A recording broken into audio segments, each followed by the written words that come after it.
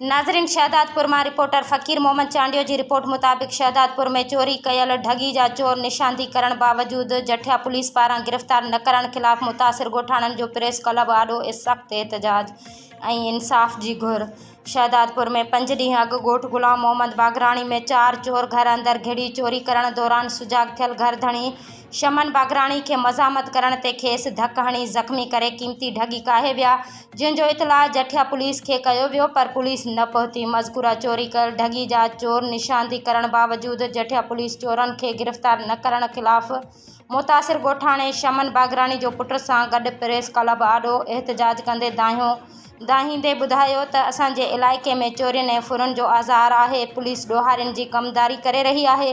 5 ॾींहं अॻु मुंहिंजी चोरी कयल ठगी जा जवाबदार चोर निशांदी करण बावजूद जठिया पुलिस गिरफ़्तार नथी करे रहंदो पुलिस जूं जे कमदारी करे रही आहे। हिन IG सिंध SSP संगड़ ऐं ॿियनि वस वारनि खां मुतालबो कयो आहे त चोरी कयल ठगी ऐं चोर जवाबदार फौरी गिरफ़्तार करे खेसि तहफ़ुज़ फराहम करे इंसाफ़ कयो वञे। मूं सुञाता अनुभव नामालूम आहिनि, उन्हनि ते को एक्शन पुलिस नथी खणी सघे। ऐं चोर जेके आहिनि असां घोड़ा कई ॻोठ वारनि घोड़ा दाहूं कयूं, असांजो माल कायो पियो आहे। असांजो को बि एक्शन पुलिस नथी खणी सघे। असांजा ज़ुल्म आहे, हक़ इंसाफ़ कयो वञे। तव्हांजी छा कहिड़ी चोरी थी?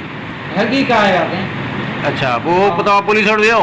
पुलिस वटि राति जो ई वियासीं।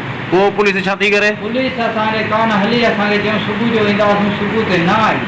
घणा ॾींहं थियल चोरी? 3 ॾींहं पोइ सुबुह आयो SIO पोइ उते जांच करे पोइ हलियो वियो। चए ठीकु आहे, अॼु छंदो असां हलूं पिया त पोइ असांजो नथो एक्शन खणी सघे।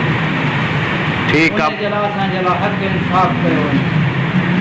अपील आहे असां SP खे, DSP खे, IG खे, असां हक़ इंसाफ़ कयो वञे।